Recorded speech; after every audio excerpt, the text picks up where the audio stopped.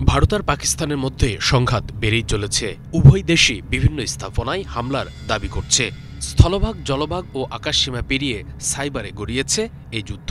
পাল্টাপাল্টি সাইবার হামলায় প্রতিপক্ষকে ঘায়েল করতে ব্যস্ত উভয় পক্ষই। কেউ সিসিটিভি হ্যাকড, কেউ তথ্য বেহাত, আবার কেউ ডিফেন্স খাতে সাইবার হামলার দাবি করছে।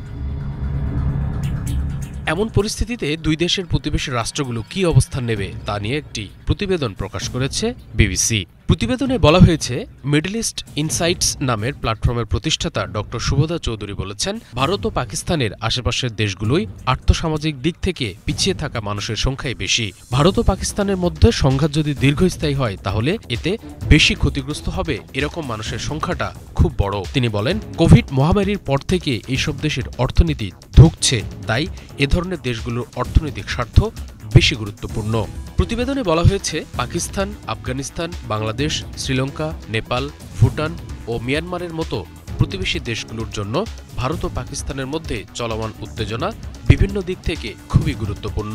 শুভদা চৌধুরী বলছেন, ভারত ও পাকিস্তানের সংঘাত যদি দীর্ঘদিন ধরে চলে তাহলে বিভিন্ন প্রতিবেশীর উপর এর এক এক রকম প্রভাব পড়বে। যদি নেপালের দিকে তাকানো যায়, তাদের 60% বাণিজ্যই ভারতের সঙ্গে, যেটা ক্ষতিগ্রস্ত হতে পারে।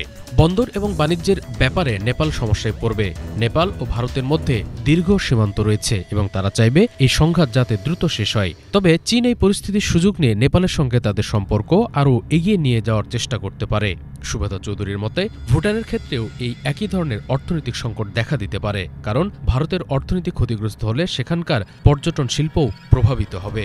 দক্ষিণ এশিয়ার ভূ রাজনীতি বিশেষজ্ঞ ও সাউথ এশিয়ান ইউনিভার্সিটির সহযোগী অধ্যাপক ধনঞ্জয় ত্রিপাঠী মনে করেন, ভারত ও পাকিস্তানের মধ্যকার উত্তেজনার বিষয়ে আফগানিস্তান ছাড়া বাকি দেশগুলো নিরপেক্ষ ও নীরব থাকবে। অধ্যাপক ত্রিপাঠীর কথায়, ভারত এই অঞ্চলের একটা বৃহৎ অর্থনীতির দেশ এবং ছোট ছোট প্রতিবেশী দেশগুলোর সঙ্গে ভারতের একাধিক অর্থনৈতিক সম্পর্ক রয়েছে। নেপাল ও শ্রীলঙ্কার মতো দেশগুলোর কাছে পর্যটন থেকে আয় যথেষ্ট গুরুত্বপূর্ণ এবং তারা চাইবে যে এই সংঘাত তাড়াতাড়ি শেষ হোক।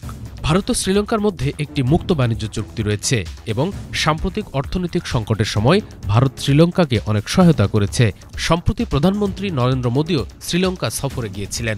ধনঞ্জয় ত্রিপাঠী মনে করেন, ভারত ও পাকিস্তানের মধ্যে ক্রমবর্ধমান উত্তেজনার সময়ে এই দেশগুলো চাইবে যাতে আলোচনার মাধ্যমে দ্রুত সমস্যার সমাধান করা হয়। ভারত ও পাকিস্তানের চলমান উত্তেজনার মধ্যে অনেকেই চীনের অবস্থানের দিকে নজর রাখছেন। পাকিস্তানের সঙ্গে চীনের ঘনিষ্ঠ সম্পর্ক রয়েছে এবং ভারতের সঙ্গেও তাদের ব্যবসায়িক স্বার্থ রয়েছে। চীনা পররাষ্ট্র মন্ত্রণালয় পাকিস্তান শাসিত কাশ্মীরে ভারতের বিমান হামলাকে দুঃখজনক বলে অভিহিত করেছে। ভারত ও পাকিস্তানের মধ্যে ক্রমবর্ধমান উত্তেজনা নিয়ে এক প্রশ্নের জবাবে চীনা পররাষ্ট্র মন্ত্রণালয়ের মুখপাত্র বলেন, তারা বর্তমান পরিস্থিতি নিয়ে উদ্বিগ্ন। বিশেষজ্ঞরা মনে করেন, চীন কখনোই চাইবে না পাকিস্তান অস্থিতিশীল থাকুক, যাতে তাদের কোটি কোটি বিনিয়োগ নষ্ট হয়। পাকিস্তানে 2005 সাল থেকে 2024 সাল পর্যন্ত প্রায় 6,800 কোটি মার্কিন ডলার বিনিয়োগ করেছে চীন। পেহেলগামে 22 এপ্রিল হামলার পর আফগানিস্তানের পররাষ্ট্র মন্ত্রণালয় এক বিবৃতিতে ওই হামলার নিন্দা জানিয়ে বলেছিল, এ ধরনের ঘটনা আঞ্চলিক নিরাপত্তা ও স্থিতিশীলতা ক্ষতিগ্রস্ত করে। ভারতের অপারেশন সিঁদুর এবং পাকিস্তানের সঙ্গে ক্রমবর্ধমান উত্তেজনা নিয়েও আফগানিস্তানের পররাষ্ট্র মন্ত্রণালয় একটি বিবৃতি জারি করে এই সংঘাত নিয়ে উদ্বেগ প্রকাশ করেছে।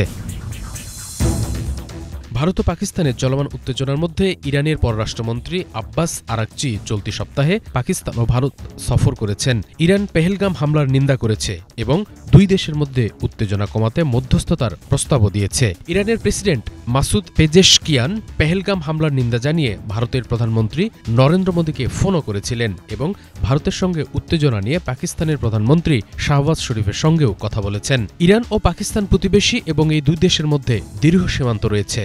অন্যদিকে ভারত ও ইরানের মধ্যে ঐতিহাসিক, কৌশলগত ও অর্থনৈতিক কারণে বাণিজ্যিক সম্পর্কও বেশ মজবুত। 2022-23 অর্থ বছরে ভারত ও ইরানের মধ্যে বাণিজ্যের পরিমাণ ছিল প্রায় $250 কোটি। শুভ ইসলাম, বাংলা ভিশন।